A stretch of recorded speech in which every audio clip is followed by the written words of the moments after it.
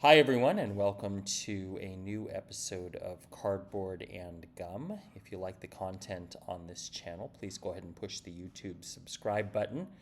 Couple things to talk about today. Just got back from the Philly show last weekend. And as an Eagles fan, it was amazing to see all of the players from this year's championship team gathered. There were so many people there, and I had an opportunity to meet Nick Foles, who, of course, was the MVP of Super Bowl 52. And the key contributor to the Philly special had him sign a Super Bowl ticket from that game right here, also with a Fly Eagles Fly inscription. So really stoked about that. The show itself was okay. I think that regional shows are continuing to try and find their identity. This, I think, was mostly an autograph show.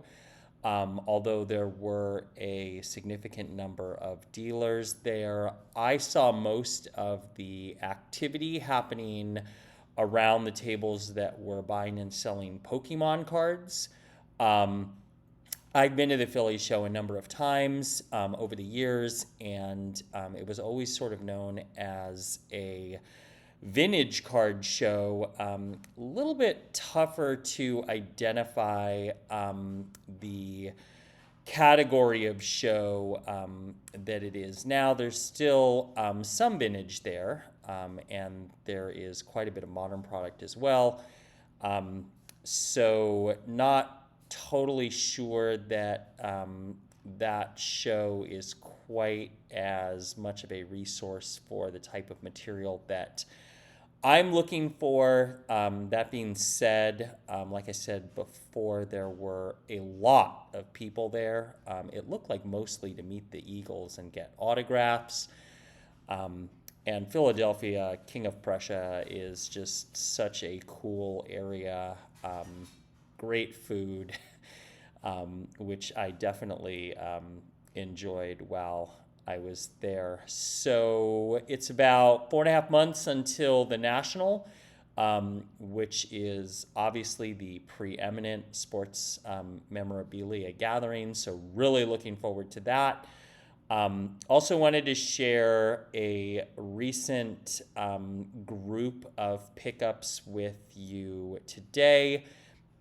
So there's been a fair amount of chatter actually on the Vintage Wax and Packs Facebook group regarding this really awesome hockey wrapper collection that was recently offered, and I was fortunate enough to pick up quite a few wrappers from that collection. I tried for all of them, or most all of them, but as the case is sometimes, someone may want it just a little bit more than you do.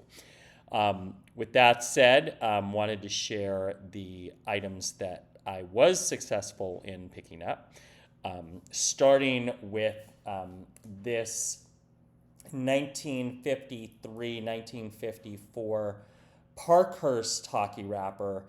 So I think hockey wrappers in general are the rarest of the rare when it comes to wrapper collecting. That certainly presents itself as unopened pack collectors know that vintage hockey packs, certainly those prior to 1968, are virtually impossible. Wrapper collecting is sort of an additional level of rarity, if you will, given the fact that these were meant to be thrown away. And so I think that the fact that they survived all of these decades is super cool. So again, this is the 53-54 Parkhurst wrapper. This next one is a 1960-61 Parkhurst wrapper. So Parkhurst was a competitor to Topps in the hockey card trading market in the mid to late 50s and early 60s until they ceased production of cards. I believe their last issue was 63, 64. I learned a bunch about Parkhurst wrappers in this particular auction, as many of these I had never seen before. So this is, again, the 6061 Parkhurst wrapper. Fabulous artwork. The next one is the 6364 Parkhurst wrapper. And this one was really interesting because there were actually 3 different wrapper variations that were offered for sale. I picked this one up. There was another one, I believe, with a board game on the wrapper, and another one with a Stanley Cup on the wrapper. These were giveaways or promotions where I believe, different wrappers collected, mailed in, were redeemable for a promotion. So, again, a very, very cool vintage hockey wrapper. And then we get into the Topps wrappers, which are always in super high demand. So this is a 57-58 Topps hockey wrapper. Topps produced hockey cards in 54-55 and then paused for a couple of years before resuming in 57-58. This wrapper, as it's been told to me, is actually not made out of wax paper per se, but glassine paper. And 57-58 wrappers are notoriously hard to find in non-trashed condition. So this one is a really, really nice example of a super condition-sensitive wrapper. And then here is a 6061. Again, a very tough wrapper, as these all are prior to 1968. And then, of course, here we have the 6667. This is a second series wrapper, and the reason that we know that is because of the 67 indicator in the upper right-hand corner of the wrapper. So this wrapper could have been wrapped around a stack of cards that included Bobby Orr's rookie, which is, of course, one of the most sought-after vintage hockey cards there is, as his rookie card, was issued in the second series. And then here is a 68-69 OPC second series wrapper. Super, super tough to find. There are actually no unopened packs that have been authenticated by PSA of this issue known to exist. And so always feel fortunate to pick up wrappers when they are available. You may remember in a previous video, I actually picked up another one of these with a different collection not long ago. I don't think I've ever had more than one of these over the course of several years, so to have 2 at the same time is pretty remarkable. And here is a 68-69 OPC first series wrapper from, of course, the first year that Topps and OPC actually separated branding on NHL hockey cards. So a very cool wrapper. And then it looks like we got a couple out of order here. Here is a 61-62 Topps hockey wrapper. And I guess we must have acquired 2 60-61 wrappers. Again, these are extremely difficult to locate.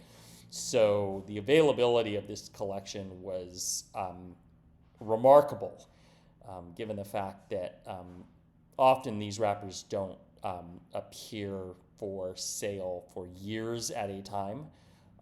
So to have two of these available at the same time was historic. And then the rarest ones, saving these for last, this 6768 Topps Hockey Wrapper is only the third that I've ever had, and I believe maybe one of like 8 to 10 that are known to exist. There are no unopened packs of this issue known to exist, and this is far and away, from a condition standpoint, the best example that I've ever seen. 67, 68 wrappers, when they appear, are usually pretty smashed. So to have this one in such remarkable condition is pretty awesome. And then finally, this is obviously not a complete wrapper, rather a cutout of the rarest hockey card wrapper that there is. This is from 1958, 1959 Topps. There is only one complete wrapper of this issue that is known to exist, and this cutout, which must have happened a really long time ago, before somebody knew that this wrapper would be as rare and valuable as it is. Somebody decided that they would cut off the edges of this and just keep the front portion of the wrapper intact. Still just a super, super cool item. It's like half of a T206 Wagner for a hockey wrapper collector, to put it in context relative to the rarity of this particular item. So with that, I hope you enjoyed today's video, and we will look forward to seeing you again sometime soon. Thanks so much.